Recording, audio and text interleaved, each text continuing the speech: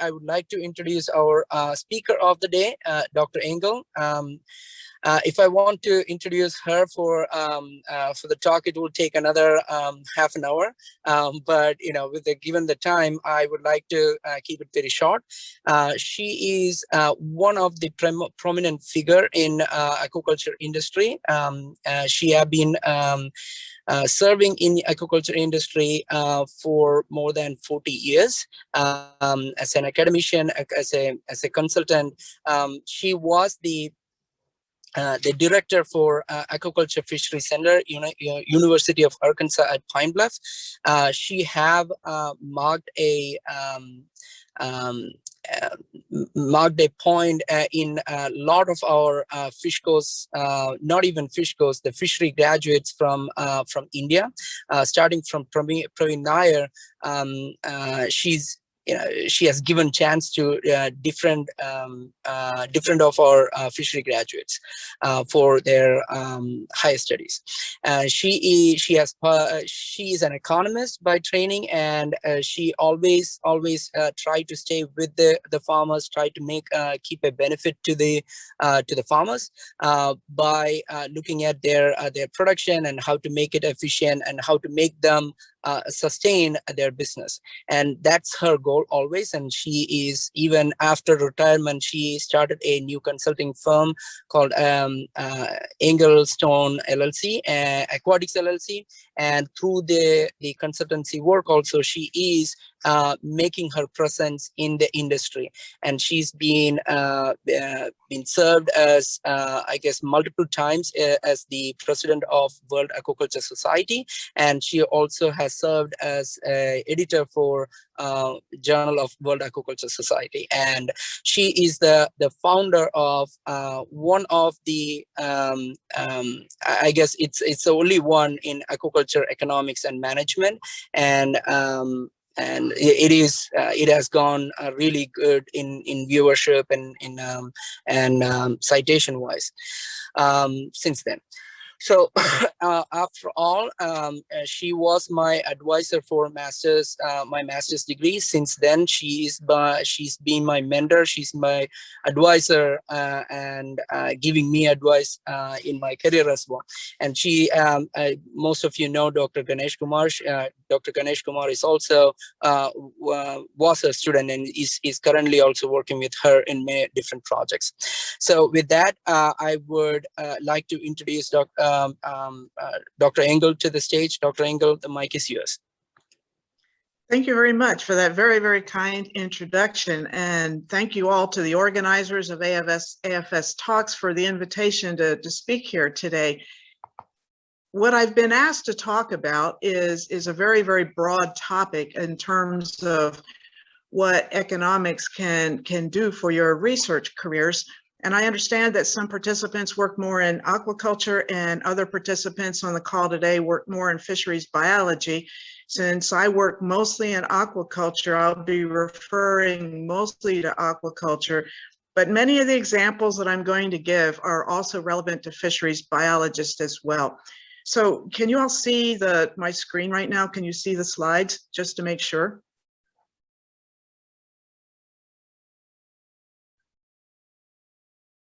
Yes, we can see them, Dr. Engle. Okay, thank you very much. So what I'm going to do is give a very broad overview of what economics can do to contribute to your research.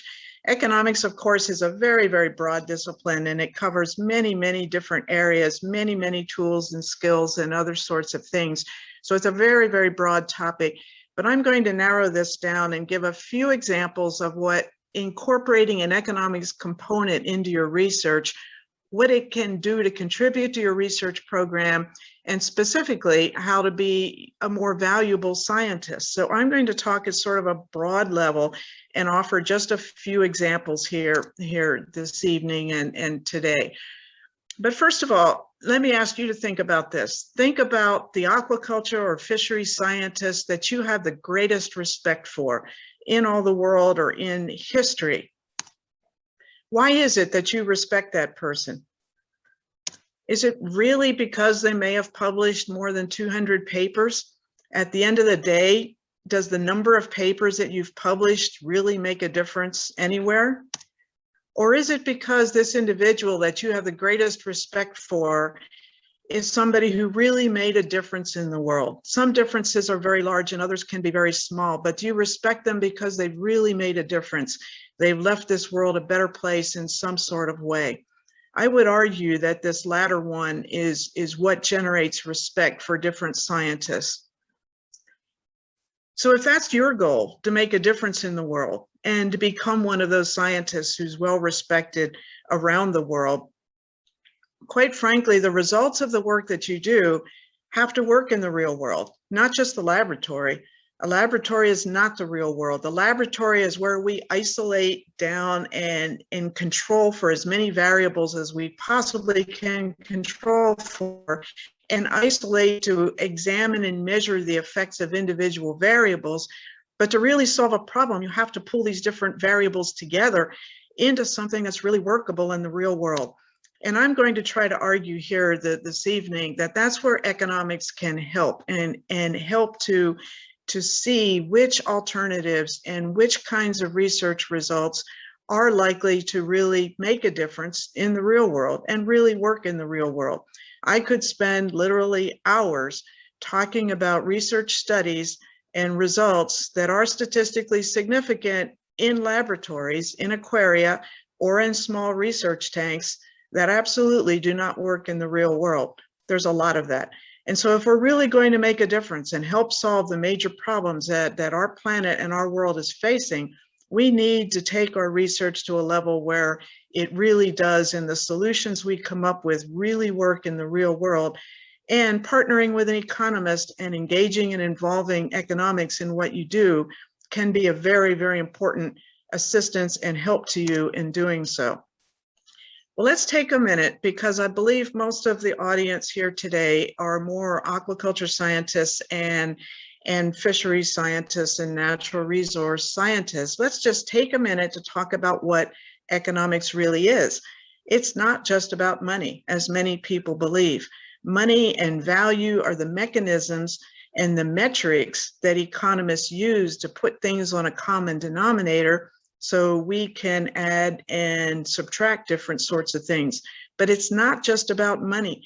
If you look up definitions of economics, economics really is the study of scarcity and choice, is what economics is really all about. A little bit more formal definition of economics is it's the allocation of scarce resources to meet needs and wants. Well, I'll argue that the study of scarcity and choice is more important today than ever before when you think about the types of problems we have in the world today, with resources becoming scarcer and scarcer and human populations continuing to grow. And a study of economics and the science of how to make the very best choices to address these very critical problems of scarcity that we have are more important than they've ever been in the history of our world. So let's talk about what scarce resources are, what that means. Well, if you work in natural fisheries, this may mean wild stocks of fish. Now, I'll be talking more about aquaculture because that is what my career has been. But a lot of these principles and a lot of the tools can be applied to natural resource issues as well. What are some of the scarce resources in aquaculture, and what resources are used in aquaculture? Well, economists talk about the fundamental categories of resources of land and labor and water that are used in aquaculture production. So it's obviously important that we use these very efficiently. Economics, and especially economics on the micro or farm level, is very much an analysis of the best way to use these resources in the most efficient way, not just to make money. That is the way to make money for farmers to be sustainable, but also for these resources to be sustainable into the future. I'll give you one quick example of an economic study that was fundamentally an economic study done at the farm level of U.S. aquaculture systems, but how a very fundamental economics tool can be used to look at the efficiency of resource use on farms. This is just one very simple example. But what we did, based on primarily farm level data, we compare different species, but we also compare different production systems in terms of the efficient use of a variety of different resources. Here today, I'm just showing two graphs that are related to efficiency of use of water.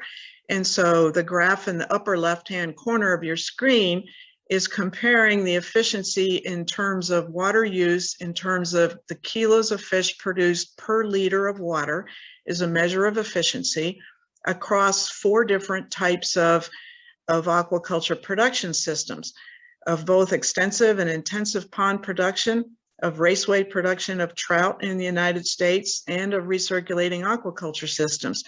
And it shows that intensive pond production was most efficient in terms of producing more kilos of fish per liter of water. If we look at this in terms of the value and the cost as a different way to look at it, we also see the same relationship, but obviously it's the reverse. The least efficient user of water resources also had the highest water cost per kilo of fish produced that came out of extensive production, ponds that were managed more extensively. And the more efficiently, the production systems that used water more efficiently were those that produced more kilos of fish per liter of water. So these calculations in this analysis grew out of an enterprise series of enterprise budgets that we had developed. And I'll come back to what an enterprise budget is. It's a very fundamental tool of economics, but it can be used to look at some of these other environmental sustainability and other sorts of issues as well in aquaculture and in fisheries biology. Well, let's look at another example. I don't know if we have any nutritionists on this call here today, but let's look at and think about nutrition research. Every university that has an aquaculture program typically has a nutritionist working on various sorts of nutritional aspects of aquaculture. Let's say that you are a nutritionist working on a new feed ingredient. Let's say that this new ingredient has turned out to achieve better growth, whether it's of the fish species that you're working with or shrimp or some other species, and better yet, or as good, it also showed a lower feed conversion ratio, and that these are significant differences that you found. Well, Eureka, you found something really good for farmers and feed mills, correct? You have publishable results, you found a difference, and you found improvement in the laboratory. Well, not so fast. Have you really accomplished anything that farmers can adopt on their farms? Just because the fish or shrimp are growing faster and have a better feed conversion does not necessarily mean that this is going to work or be better on farms than what they're already doing. It's vital to know what the additional cost is going to be of that new ingredient. And then from the studies, if the laboratory studies are repeated out in a commercial setting to know how they perform in a commercial setting, then you can calculate how much additional revenue the farmer would receive from the lower feed, the feed conversion ratio and the improved growth. But then that has to be compared with the additional cost.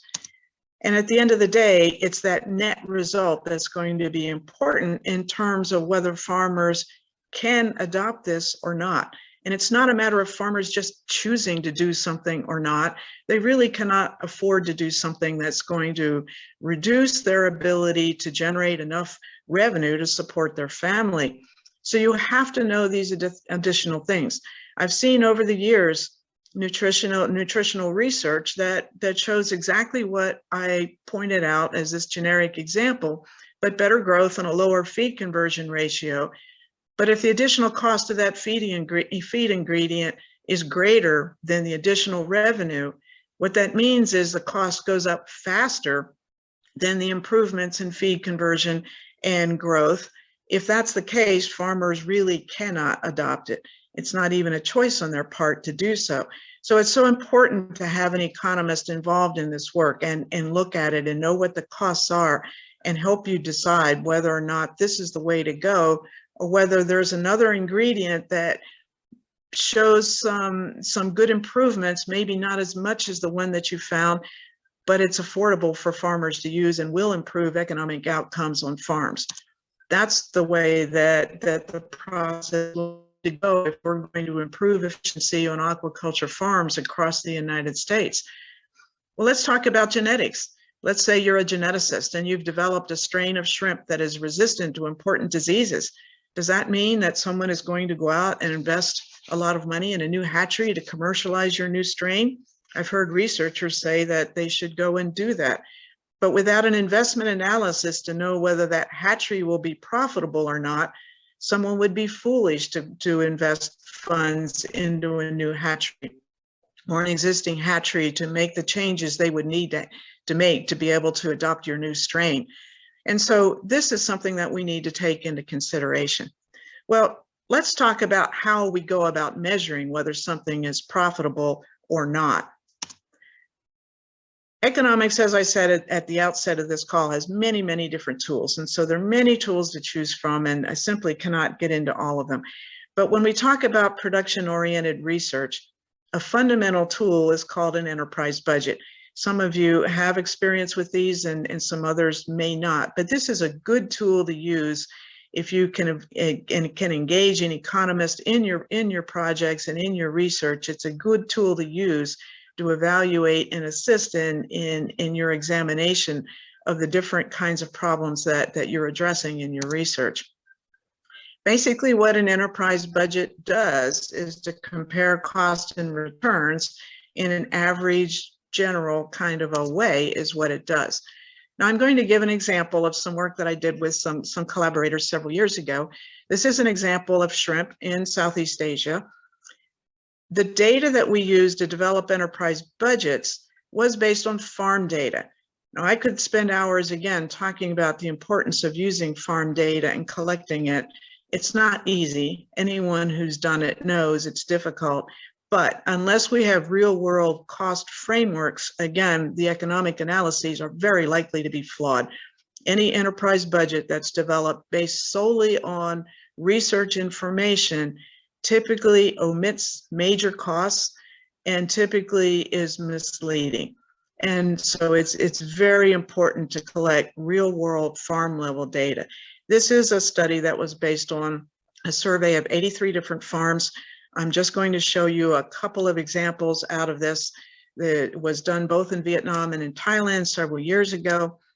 The analysis, we used PCA and cluster analysis to identify groups of these farmers with similar management strategies to reduce the variability that we know is great from farm to farm when we work on real world kind of data like this, and developed enterprise budgets then for each of these groups, each of these clusters that had similar management strategies in each of the countries. We did some sensitivity analyses to see just if feed prices or certain parameters changed by how much, to what degree that would affect the final analysis. So I'm just going to show you just a couple of quick pieces of the results of this study, just to try to give you a sense of what enterprise budgets can bring and contribute to some of these important issues that are faced in aquaculture. These are just the different categories that we identified in Vietnam. We have the paper included data from Thailand as well, but this is just from Vietnam.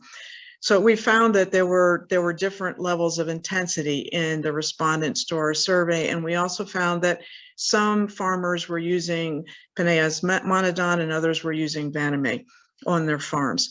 And so we divided them and developed enterprise budgets for each of these different groups. And you can see the yield ranges that we identified in the cluster analysis that we did. To give you some idea of the ranges in production parameters, you can see among the degree of intensification, you can see the difference in stocking densities of PLs per square meter from 26 to 73.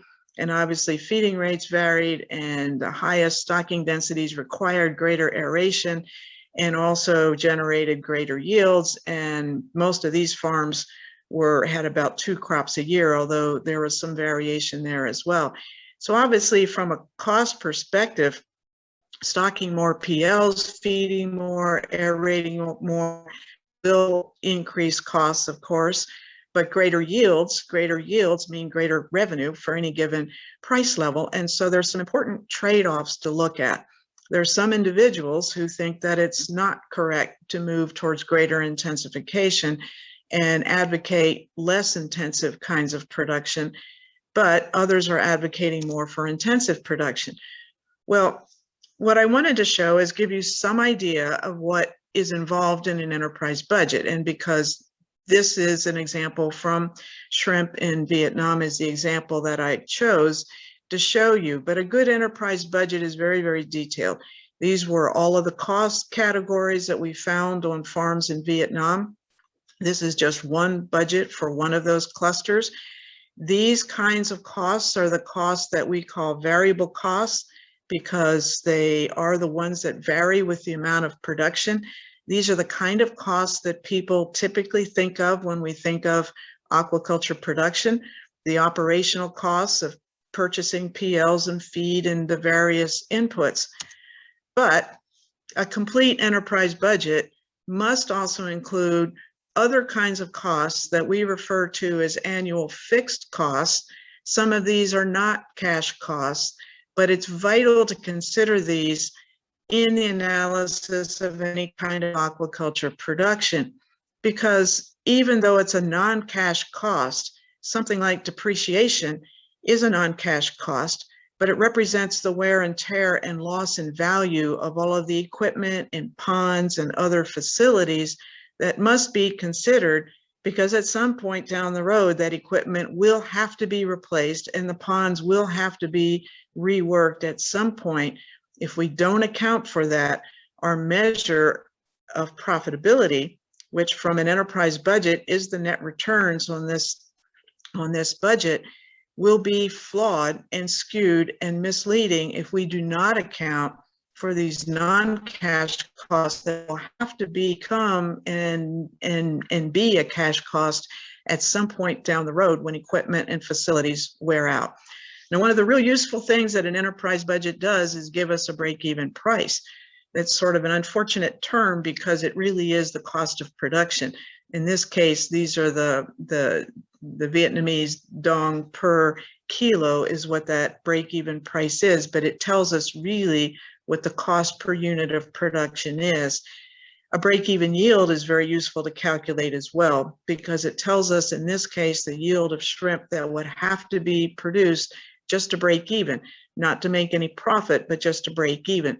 But it gives sort of a target for yields for researchers. So these budgets really have lots of information if they're done well, if they're done based on farm information, but lots of guidance in here for targets for researchers that are looking at nutritional research or genetics research or production research or other sorts of things in terms of what it's going to take to help farms be more profitable and more sustainable to be able to stay in business because they are profitable. So at the end of the day, from this study, we could look at the profitability as measured in net returns from enterprise budgets across the different scenarios and clusters that we found. You can see on this that the most extensive, the least intensive production system for both Monodon and Vanamay was not profitable. It was negative. You can also see the variation in profitability that was less for Vanamay than it was for Monodon. And so again, there are lots of indications there about what farmers need to be doing and how they can do it that makes this kind of research very, very valuable, especially because it's based on farm level data. So this is one of the questions that's been asked a good bit in aquaculture, and I added this in. It sort of was an impetus for this study that I'm talking about, is whether it makes economic sense to intensify. Well, from a broad perspective, intensification increases the quantity of fish or shrimp produced, which increases revenue, because revenue is the money received by the quantity sold at a certain price. But variable costs will go up. You'll have to feed more. You'll have to buy more PLs. And so variable costs definitely go up. Fixed costs per kilo typically go down because the fixed costs are fixed, are those costs that are going to be incurred regardless of the amount of production. And so the more you produce, the more those fixed costs are going to be spread across all of that production.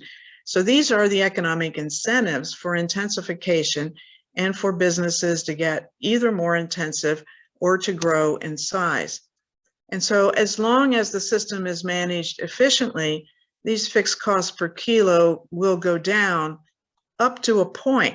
And I'm going to come back to what that point is. And so when talking about this in general terms, this is what we saw in this study, but I will come back in a few slides and talk about that point at which a system begins to become less efficient, and it can become too large to be managed efficiently as well.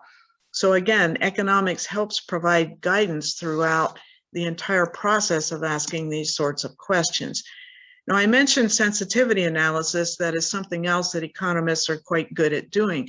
Once we have these basic cost frameworks identified, especially if they're based on farm level data that are very accurate for the real world, then we can look at a number of what if kinds of scenarios. These numbers here are measured in the change in cost per metric ton of shrimp produced from the same study. But looking at what if yield changes by 10% up or down, then the effect on cost is going to be changed by the amount that you can see, 648 per metric ton in Vietnam and 333 in Thailand.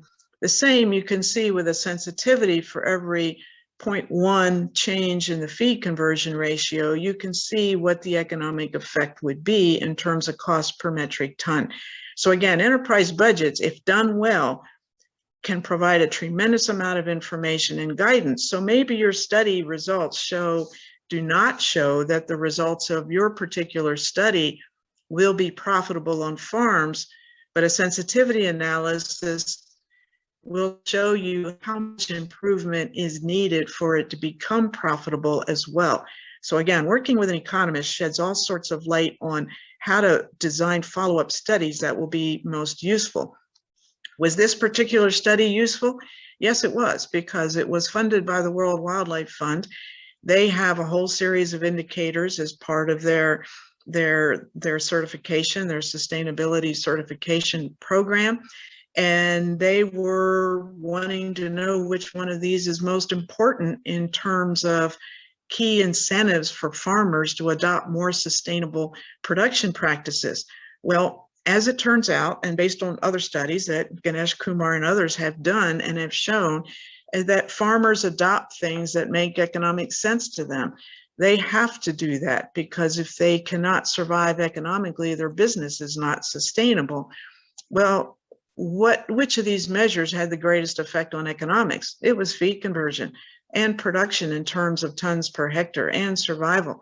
You think about this, by focusing on these three measures, which is what World Wildlife Foundation has begun to focus a bit more on, in order to have a good feed conversion ratio, you have to make the most efficient use of feeds. And so when you think about these, they can be used as a proxy for more sustainable kinds of metrics. So economics is vital for adoption of these results in the real world, and many people are looking for them.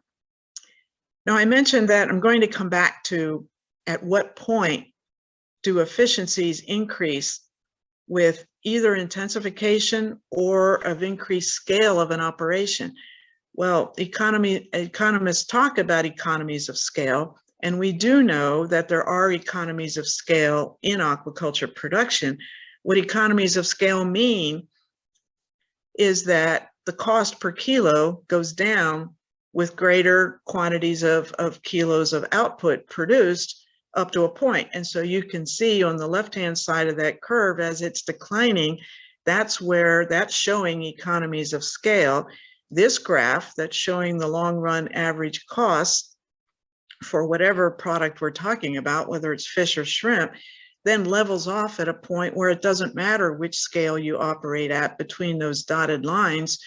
Your cost per kilo will be the same, but then if a farm tries to intensify beyond that, or a farm decides to get bigger than it should, it creates and results in greater cost per kilo which is what we call diseconomies of scale. It's very bothersome to me that most people talk in aquaculture about economies of scale, and we have to have economies of scale, but they forget about diseconomies of scale. Bigger is not always better. I'm very concerned about this with the RAS systems, and I'm not convinced that the very largest RAS are the most profitable. I may be wrong, but we do know in economics that bigger is not always better. So it's important to monitor these. And as industries grow and develop and some become more intensive, it's very, very important to remember that there are economies of scale, but it's important to monitor this. And when an industry starts hitting a point where diseconomies are beginning to appear, we need to be talking about it. And we need to know that that point is there somewhere. Economists can help to monitor this and keep an eye on this as we work to help grow aquaculture and do so in a sustainable way. Now, I've been talking just about enterprise budgets, and the net returns that I talked about are net returns and profitability without consideration of risk. We all know how risky aquaculture is, and so I thought I would just make a few comments about risk analysis. It's very, very important to look at the riskiness of what we're recommending to producers and farmers. The example I have here is a recent one that we've done in Maryland with oyster farm survey data. So economists have techniques to calculate the probability of losing money.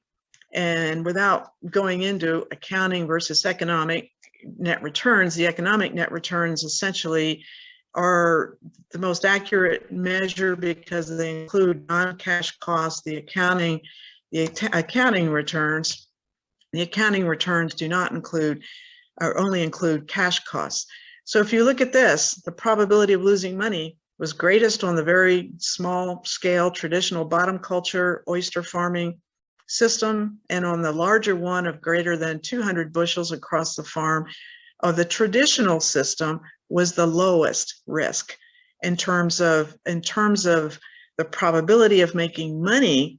This traditional bottom culture, as long as people were producing more than 200 bushels of oysters, was the least risky and had the highest chance of making profits. These percentages are the risk of losing money. The container culture in the oyster world and shellfish farming world has been where all the growth and excitement is, where people are raising shellfish in cages, but look how risky it is. The chance of losing money is over 50%. Of losing money with suspended culture, whereas the traditional methods are very low risk. Well, the suspended culture is more profitable, but it's much higher risk. That's important for people to know who are going or choosing to go into it. A more sophisticated way to look at risk is something else called stochastic dominance, but I just want to show you that some of these very sophisticated tools can be very enlightening. Essentially, that blue line to the right shows the net returns for this larger traditional bottom culture oyster production system for every possible outcome. And as you all know, there are all kinds of combinations of outcomes, but for every possible one, it did better. When you look at the two in the middle, the green and the purple line, those are the two container culture ones. And for some sets of outcomes, the larger scale is better than the smaller scale, but for other sets of outcomes, the smaller scale is better than the larger scale. So there are some very sophisticated analyses that can provide some very, very useful insights into riskiness, in this case, of different gear types and different production scales. Now, we can also identify which prices and which variables contribute the most to financial risk. And in this case, you can see it was market price, fuel, labor, and diploid larvae, disease-resistant larvae, that are more expensive than those that are not resistant to disease.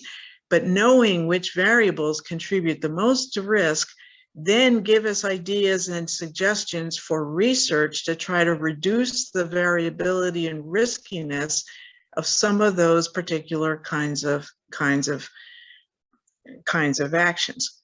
So I've talked about just a couple of tools here today, and I do want to remind everybody that there are many, many other types of tools that economists can use to provide greater depth to the work and research that you do.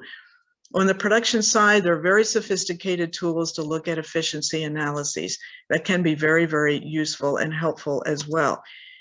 We haven't talked at all about marketing, and yet understanding demand and supply and how they operate and what factors affect demand and supply and affect the price and quantities that are either supplied by farmers or supplied or demanded in the marketplace, analyzing prices and understanding effects on different prices, understanding consumer preferences for new species. These are vital to the growth of aquaculture.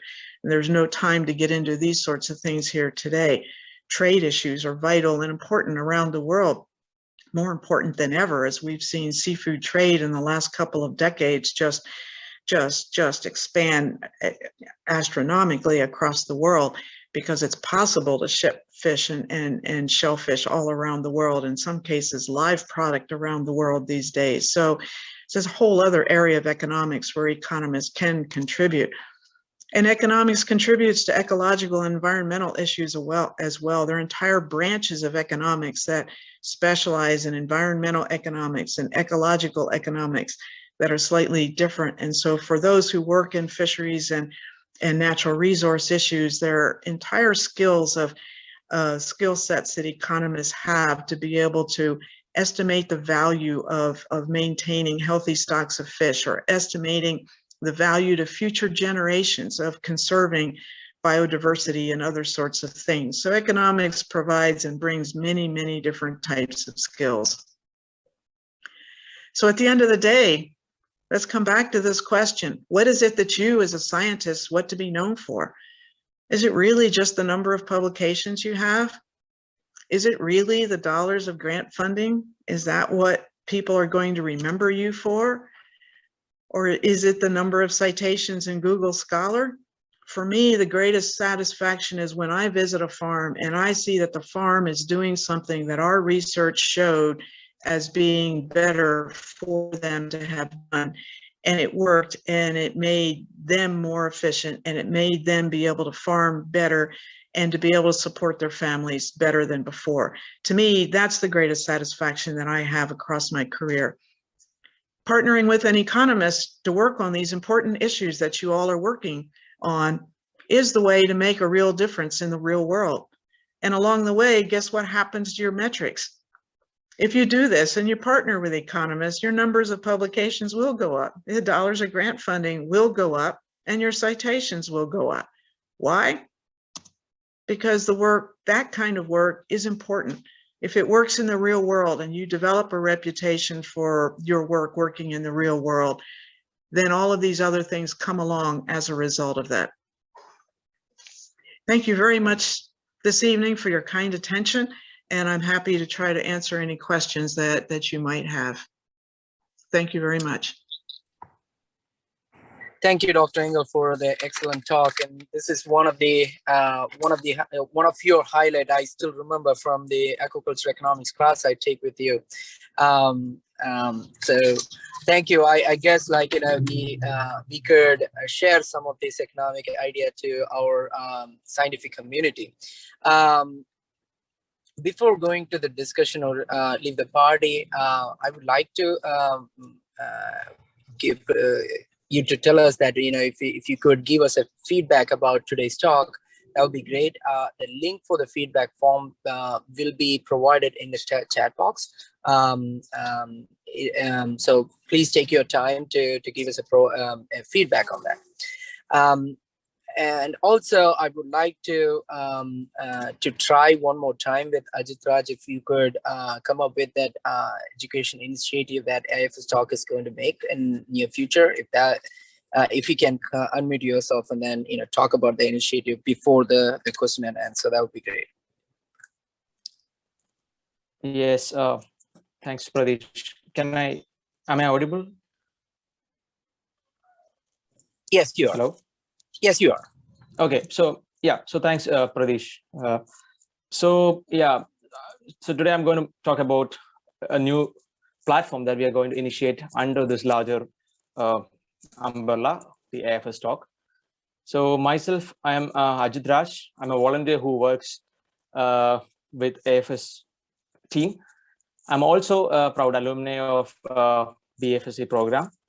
So today I'm going to share with you all an update on a new program that we are initiating as part of this AFS Talk, as I mentioned before. So we have made really good progress in terms of providing opportunities for our audience with amazing talks on various aspects of fisheries with a wide range of subjects and cut across different disciplines. And now we would like to extend the scope of this platform further by initiating an AFS discussion fora on a pilot basis, say on an experimental level. So this discussion fora is primarily looking at facilitating an interactive discussion among our attendees, rather than a talk by an academician or a practitioner on specific or various subjects concerning fisheries and related research. Fundamentally, in this fora, what AFS is trying to do is to act as a facilitator. Say AFS will act as a facilitator for the whole audience, and one of our member will be moderating the whole discussion, and all the participants can contribute their ideas. They can counteract. I mean, they can contradict, and they can share the new ideas, and they can even learn new things. They can even unlearn new things. So the larger idea is to facilitate very close discussions among the attendees on various aspects of fisheries. So through this platform, we hope it promotes a close engagement among our attendees, and it further develops critical thinking and cross-disciplinary learning of various fisheries disciplines among us through these discussions. So we hope that it fosters a strong network among attendees, and hopefully it may lead to a great collaborations among people in later future. So as a starter, in the coming month, tentatively in the coming month, we would like to initiate a discussion under this platform on one topic, and the topic is so the discussion is going to be around the critical perspective on one of the most popular fisheries management thinking, which has been used all across the world. This is the maximum sustainability yield thinking.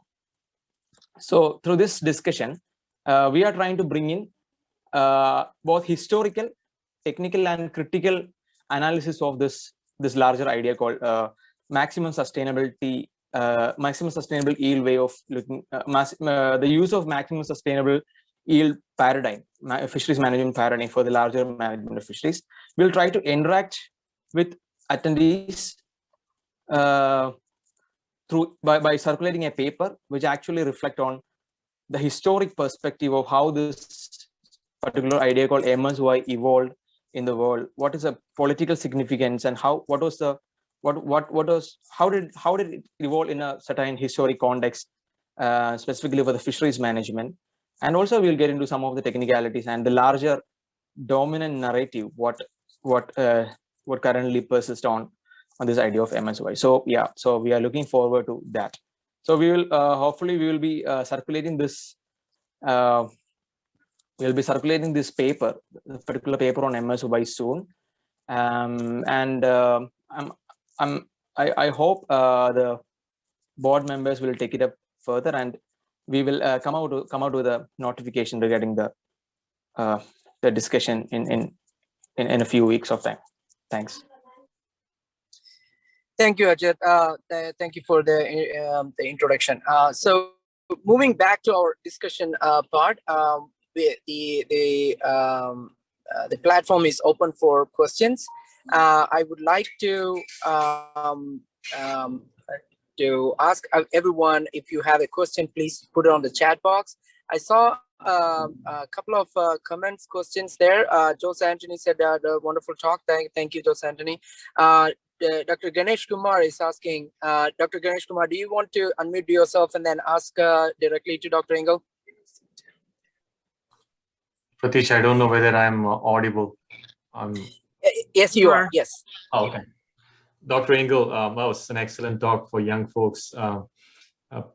What are some of the problems that you see in the academic world? You know, everybody's after publications, and also, what is your advice for young folks like us to not fall into those traps? It's a really good question, and I really think it's more difficult these days for young scientists starting out than ever before. And I think it's a shame because there's so much pressure on young scientists to just crank out numbers of publications. Quick and dirty seems to be better. And there's pressure on the part of universities to bring in as much grant money as possible because the universities want the indirect costs. And so there's enormous pressure to do those two things, to bring in grant money for whatever, however, and to publish as many numbers of publications as possible. In the publishing world, editors are spending a lot of time thinking and talking about the problem that has a number of different names, but some people call it postage stamp science, some people call it least publishable unit papers, but the pressure to publish numbers of papers is really resulting in a lot of poor quality science and a lot of poor quality papers coming in that have been subdivided into so many different little pieces that no one paper has much meaning at all. And it leads to people sort of repeating the same kinds of analyses over and over again because you can crank them out quickly. You can run those nutrition studies for 6 weeks and publish that one, even though what you've learned is a tiny snippet that's not going to benefit anyone. It's easier to work on something that other people have already worked on. And if they've already worked on it, you kind of know the results. And so it's easier to write a proposal for something that has already been done and just say you're going to do it with a different species because you know the results and you know what they're going to be. So you can write a very detailed kind of proposal. And I understand the pressures and I understand it, but it's leading to a lot of poor quality science. And most importantly to me is that it's ignoring the real problems that aquaculture producers and farmers and feed mill manufacturers and processors really have. And so in the short term, yes, I understand there's a short-term reward for people to just crank out numbers of papers and bring in dollars, but it's short term. I'm old enough and I've been around enough that I know who of my seniors are well respected, and I know who of my contemporary, my colleagues who are my age and were in graduate school with me, who are respected and who are not. And long-term respect comes to those scientists who take on the difficult problems in the real world. And they use their scientific skills to dissect those, and they do not do the quick and dirty kinds of things. And they dissect those and they think about it and they design a whole series of studies and really address the problem and are not afraid to take on problems that no one has looked at before. If you really want to make a name for yourself, just repeating what somebody else is doing is not going to do that. It's just not going to do it. The folks that I knew and professors I had in graduate school who did that, nobody knows who they are. Nobody has ever heard of them these days. But the scientists who took on new areas that understood the problems and were not afraid to dig into those and stick with them long enough to really come up with real world solutions are the people like Dr. Claude Boyd, for example, that you probably have heard of and are familiar with. He was one that did something and started a whole area that nobody had ever looked at before, was not afraid to do it. Chemists sort of told him he was making a mistake to do it, but he did it anyway. And he's one of the preeminent water quality scientists around the world, respected all over the world. And he's one who was not afraid to tackle new areas for aquaculture, but do them in a very detailed, systematic kind of way and build this whole body of knowledge around that. It's difficult as a young scientist to do it, but long-term, that's my advice, is to tackle the difficult problems.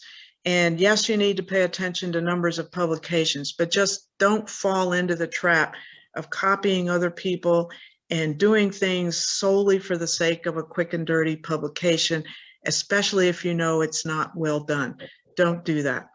You know, stick to it in long term, then you will be the Claude Boyds of the future if you tackle these real problems that the world has. But you have to think through it and think through it systematically, stick with it to build a body of knowledge.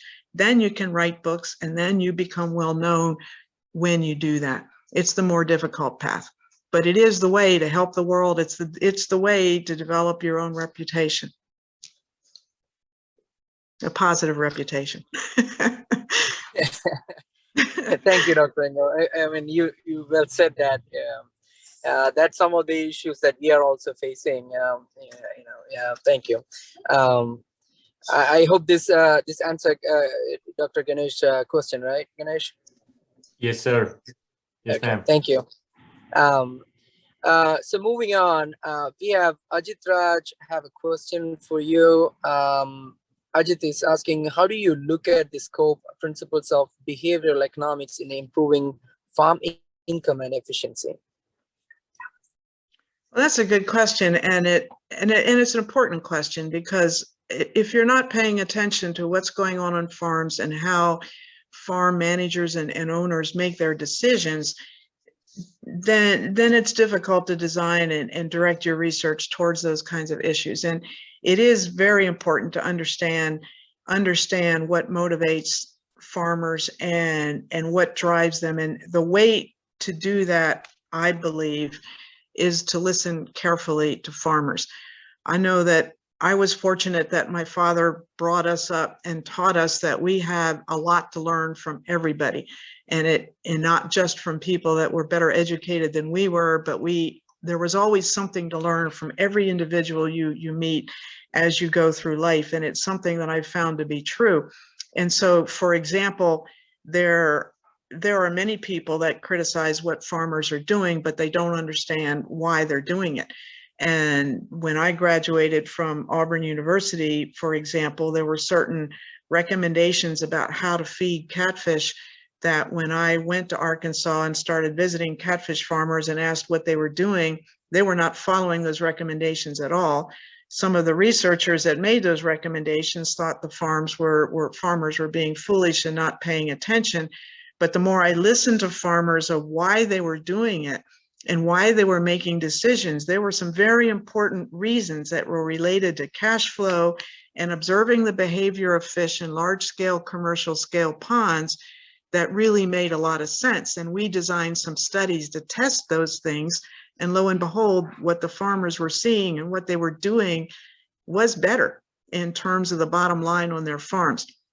So I think what you're saying is vital. And to me, from a practical sense, listening to farmers and asking if they're not doing the things you think they should be doing, ask them why, but listen very, very carefully, because you can get some real insights into some very interesting study designs that you can do that shed very important insights into aquaculture production when you do that. So that's how I would address that. But it is important to pay attention to those incentives of the farmers and decision makers on the farms. Thank you, Dr. Engel. I have another question from Shraddha Hegde. Dr. Engel, thank you so much for the needed talk. How should the young scientists like us identify the problems that are needed to be answered for the industry? That's a very important question, and it's one that I think Shraddha, you're commended for asking that question, because too few, especially young scientists, but also experienced scientists, do not even ask that question. And so it's an important question, and I'm glad that you're asking it. For me, the answer was not easy in the beginning, but it became much easier. And to me, the best thing in the world is to go visit farms and ask farmers what their problems are. In the beginning, when they don't know you, they'll hesitate to ask, but over time, as they get to know you and realize that you're serious about addressing their problems, they become very forthcoming. When my husband and I moved to Arkansas, which is where I spent much of my career, in Arkansas, there are many fish farmers, both catfish farmers and bait fish farmers, sport fish, and a variety of different species. We spent the first month or two just going out visiting farms and listening carefully to what they're doing, how they're doing it, why they're doing it, and also asked what their greatest problems were. And we took notes. And so we came back and started designing research programs based on trying to first address some of the easier problems that we thought we could address more quickly, but then also looking at some of their longer term issues and working on those as well that we knew would take longer time and a whole series of studies. But over time, farmers came to understand that we did want to work on their problems, and it got to the point where farmers started calling us anytime there was a problem, and it was no longer difficult for us to know what they need. And even today, we're getting calls, frequently from farmers whenever there's a problem and asking for assistance and advice. But starting out, go visit farms, ask for permission, asking if you can come and show an interest in their farm, learn everything you can about why they're doing what they're doing now, and then ask what their problems are. And if you understand their farms and how they're managing it, then you can understand and put their problems in context. But I think it's important to invest the time to do that, and it has long run, very significant benefits for your career, because you then hear of problems that no one else is working on, and the way to make a name for yourself is to work on those problems that others are not working on and do them very well and find solutions, and that's the way to develop a career as well. Thank you, Dr. Engle. I didn't see any other question on the chat box. So if anyone have any question, you can unmute yourself and then ask right now. Meanwhile, I have a question, Dr. Engle. It's not about question. It's about like your advice on one of the current trend in India. In India, aquaponics is really getting momentum, and most of them are jumping into that venture. I know you have worked with aquaponics, and you and Jonathan has worked on aquaponics a little bit on the time. What advice do you have to give to those farmers? Like, I know, and at one time you said that the RAS system is not at all like, profitable in terms of like, the operation because of the cost consideration, right? So what advice can you give to the industry? Well, it's this I sigh because we're seeing the same thing in the United States. Aquaponics is all the rage, and let me go back and just clarify my view on RAS.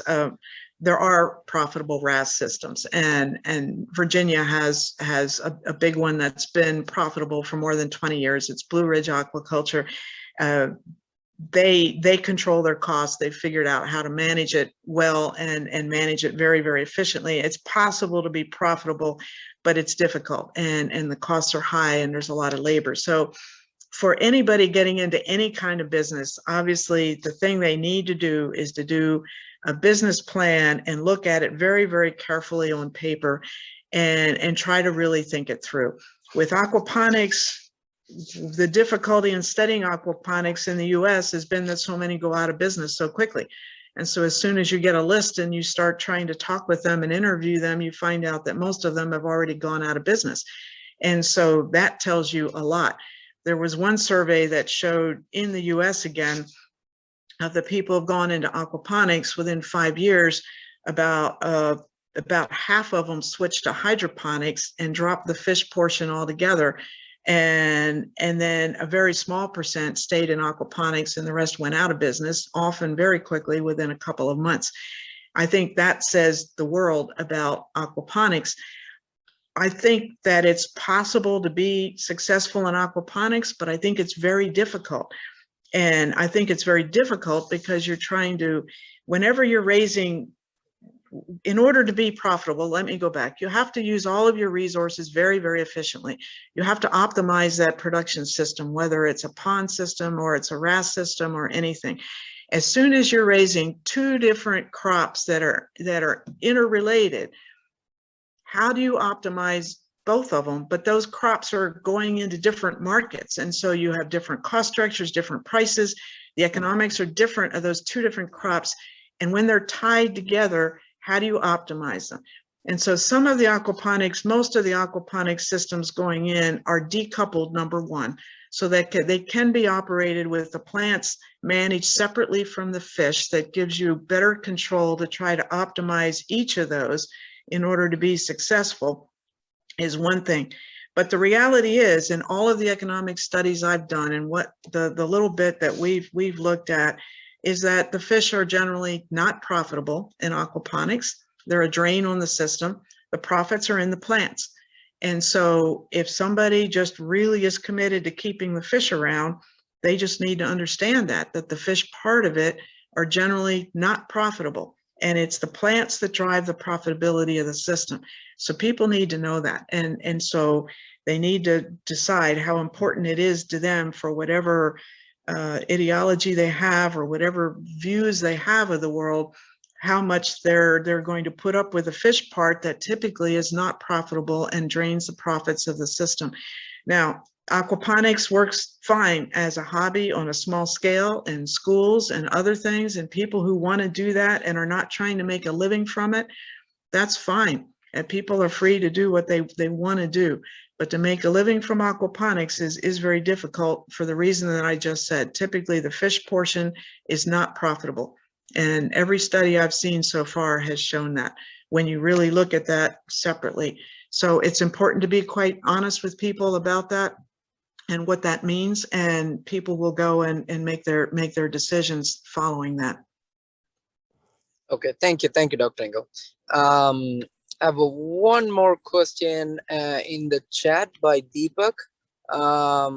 So Deepak, do you want to unmute yourself and then ask the question? It's a long question.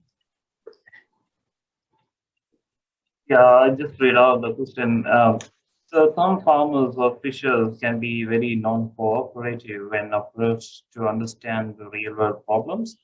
And many times this is due to bitter experiences in the past with the policymakers or fishery managers or general researchers who go there for a survey or collecting data.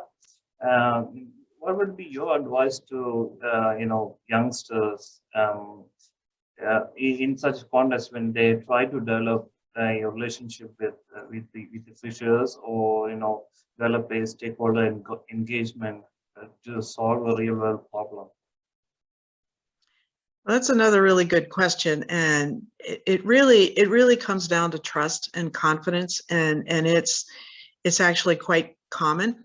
I've been working on an issue this past several months of a case where farmers did not, this is in the United States, farmers do not trust their university researchers, and they reached out to me to help them with an issue, and I've been working with them on it.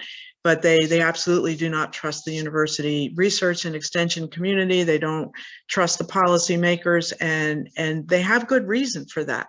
There are things that led to the loss of trust and confidence on the part of researchers and policymakers, actions by the researchers and extension people, and actions by the policymakers that undermine trust.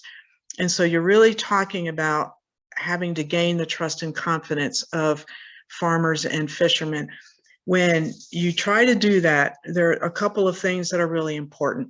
If they don't believe, and you're dealing with a situation where they don't believe that they can trust you because somebody in a similar position that you're in has done something to lose their trust or confidence, you have to build that trust.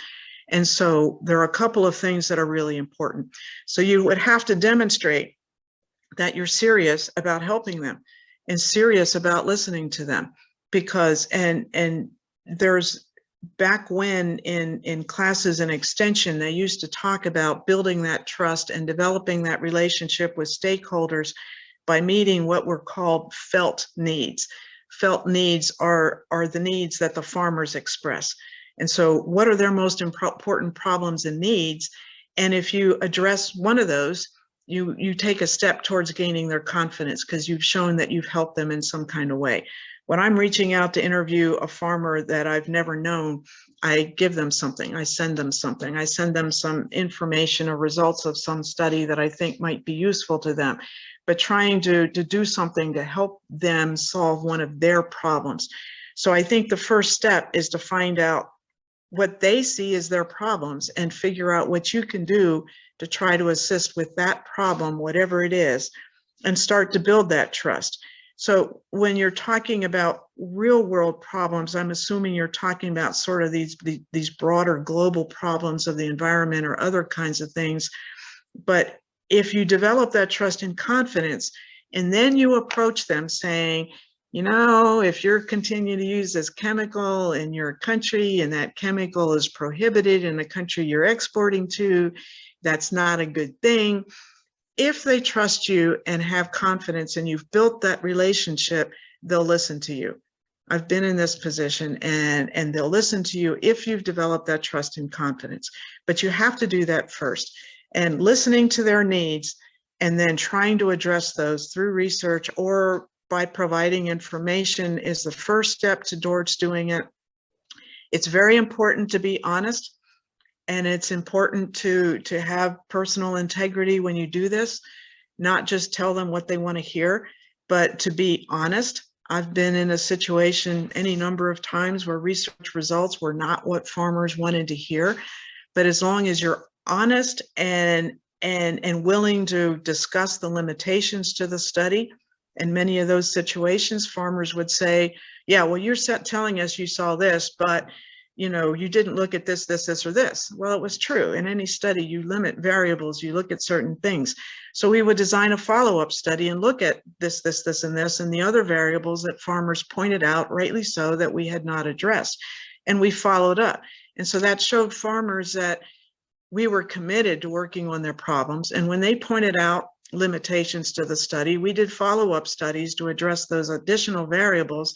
And over time, you build up a base of knowledge that then they see. In some cases, when they accused us as researchers of not knowing how to take proper measurements or changing the data, I started inviting them to come watch and observe when we were sampling, and invited them to come. Most of them did not come, but one or two did. And then in future farmer meetings, when people would stand up and criticize what we were doing, these farmers who had come when we were sampling saying, no, wait a minute, you never showed up. You know, Carole invited you to go, you never showed up. I was there, and that's what they saw. I saw those fish coming out of that study. And so you just really, it just takes time to be honest and open and develop that relationship of trust and confidence with them. And it can happen faster than you think.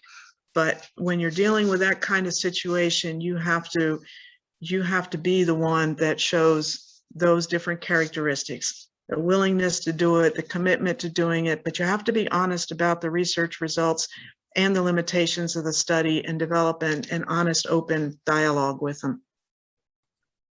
It's valuable to do it. It takes time and effort to do it, but in the long run, to have their support and that kind of backing, and to see it work in the real world, that's where we all make a difference. And farmers then will listen to the advice that you bring to them. It's a little bit frightening when they do, because, you know, what if you were wrong in your studies? When they start listening to you, brings a different kind of challenge to your career, because then you start to worry about whether you really were right in your recommendations or not. Thank you, Dr. Engle. There's another question from Shashi Meshram. What's your advice about biofloc? Biofloc, that's another good topic. Boy, I'll tell you, when we first had a researcher in Arkansas who wanted to work on biofloc, and I went out and looked at a biofloc tank for the first time, the marketing side of me kicked in. It was like, who is going to want to buy anything that comes out of that kind of system? And we had a field day, and a farmer walked by and they said, I'm never eating fish that comes out of a tank like that. And so on the marketing end, I haven't seen this happen, because that was years ago, and I haven't seen it happen, but there's still something in the back of my mind from a marketing perspective. What is that going to mean to be raising fish and shrimp in biofloc? Other than that, I think, like everything else, I think it's not really a new technology any longer, but I think it's still largely unproven on a commercial scale in terms of what the real costs are. I think there are clearly some biological benefits to doing it. I think there's no question about that, but on a commercial scale, I still see it as fairly largely unproven in terms of understanding the trade-offs between costs and returns on a commercial scale and the various kinds of risks that are involved in it. And I think we need more trials on a large commercial scale to better understand some of those relationships and have some really good economics work done on a commercial scale systems. But I think we shouldn't ignore the fact that there may be consumer groups that are just not going to be happy about this if that's where their food is coming from. I could be wrong on that, but it's something that bears watching, I believe. Those about my thoughts on biofloc right now. Dr. Thank Engle, you, thank you, Doctor. I have Ganesh, another question. yeah. Pratish, one question Yes, for go. Dr. Engle. Yeah, go ahead. This is a group, of young people coming out of school too. I've seen several of our young junior students just jumping into shrimp farming or immediate business opportunities with their own money and coming up with failure. I know, I mean, there are very successful people also, which are part of our seniors and all, I mean, who have tried, failed several times and become successful. All the common denominator for all of them is really aquaculture passion towards aquaculture. So what are some of the simple things that young guys that comes out of school, I mean, these are 22, 23-year-old kids coming in, just jumping into a farm and taking up a farm of 1 or 2 acres and failing it in the first or the second year? What advice you want to give? I know it's not an academic question by any means, but I think you have seen this kind of business flops a lot. And what is your advice for them? Aquaculture is a risky business. Any kind of farming is risky business, and so you have to know the risks going in. I think people, to be successful in aquaculture, most people fail. It's not uncommon, and there are lots of failures. The people that have succeeded have to know the biological background. They have to understand the chemistry. They have to understand the management of the system, but then they also have to understand business. They need to understand financial records and be able to keep a close eye on it. They need to understand marketing, and they need to have practical experience in all of those things. I think the people that I've watched be most successful are people that started off getting some experience managing farms first. So you may understand the biological and chemical principles and things like that, but until you start trying to figure out how to manage a farm very, very efficiently and manage a crew and manage the ponds and manage the feeding and do so very efficiently, which is what you have to do, that's a different kind of a thing. And so if somebody has never worked on a commercial farm, they should, even if it's just getting out, even just doing some of the manual work, but understanding to work on a farm that is successful and get a feel for what it takes to run a commercial farm efficiently is very different from running a research program efficiently. And so I think getting experience first as a manager or a foreman or just as a biologist, not even as a biologist, but actually working in those kinds of positions. And then before anybody should get into any kind of business, they need to put a plan together. There's something, if you're not familiar with it, there's something called Ag Plan that people in the US have heard me talk about a lot. It's a free online website to put a whole business plan together. It walks you through all of the steps, and you have to put, it doesn't matter how small, you need to think long and hard about what's called cash flow and develop a cash flow budget. If you don't know how to do it, you need to figure that out and learn it before you get into a fish farm and develop a cash flow. You can do it for your own personal finances for a couple of months to understand and track it. But basically you track every expense and you track every bit of income and revenue at least every month and see which months you're going to be short on cash. You need to plan to have some total crop losses and plan to have enough cash on hand to survive the first 2 to 3 years until you really get that farm up and running very efficiently. And looking at cash flow is going to has to drive how big you start out as. There are economies of scale in aquaculture, and so that means it's cheaper to produce fish and shrimp on a larger scale. But if you don't have the cash to survive 2-3 years with no revenue, on a large scale, you have to start on a small scale. And most successful farms have started on a small scale, but then you have to be able to sell at a higher price to be able to have the cash flow that you need. So you have to figure out how to make all of that work on paper and spend a lot of time doing it on paper. People don't want to do it because they're passionate about aquaculture and they want to be out raising fish, and that's their passion. But this part of it is what is going to determine whether you succeed or fail. And there are lots of free online assistance to figure out, but I would focus on cash flow budget and figuring out how you're going to make cash flow work for 2 to 3 years with very, very little revenue. And do not assume that you're going to get the yields that you see on a research facility. Do not assume it. You assume the worst when you get in, and make sure you have enough cash on hand for the worst of everything to happen for 2 to 3 years until you get up and running. And you weather those first 2-3 years, then you should be in a position to begin to stabilize a bit. Thank you, Dr. Engle. I don't see any other question. If you have any question, it's a time to ask. Okay, I guess that's it. And thank you, Dr. Engle, for your time. Thank you for giving such a wonderful talk to our audience, and hope everyone has benefited from such talk. Once again, I'm reminding about the feedback form that's in the chat box. So participants, please click on it and take your time to give us a feedback so that we can make our talks much better. Thank you, Dr. Engle, for your time. Thank you. Thank you all. I've enjoyed it. It's been a pleasure. Thank you.